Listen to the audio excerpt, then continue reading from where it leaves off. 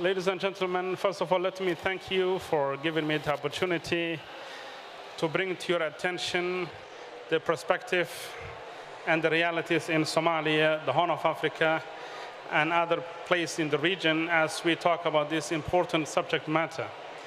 And the World Bank, as a premier institution on improving the economic conditions, and particularly in this era through green initiatives in terms of reforming food systems and the way we do agriculture and livestock, is a very important forum for exchanging ideas.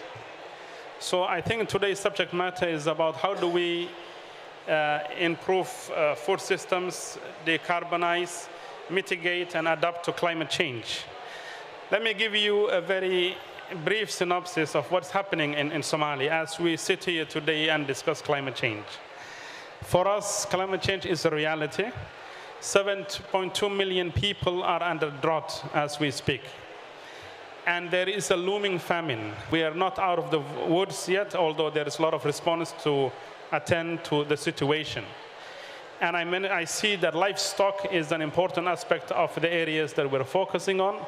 Somalia is primarily an agro-pastoralist society, and our primary export goods is livestock to the Arabian Gulf. Out of the 60-some million livestock that we have, over 10 million have been affected by climate change-induced droughts and lack of water. So I want to be very brief and rather listen to the discussion, but I would like to highlight that there is a need for developmental organizations and multilateral financial institutions to play a fundamental role in the prevention of droughts and lack of food and shortage of water through developmental model. Much of it is being addressed in a humanitarian context, but I think the discourse on climate change and the analysis that were provided in various forums during this COP gathering helps us understand the nexus between development and climate change.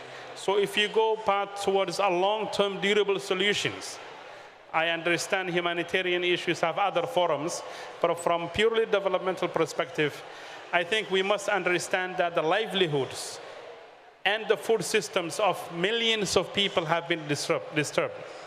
And I think the onus is on us to find sustainable and durable solutions, to find productive means for hundreds of millions of people in Africa, particularly 3.5 million Somalis who are displaced, former farmers and nomads looking after their goats and camel.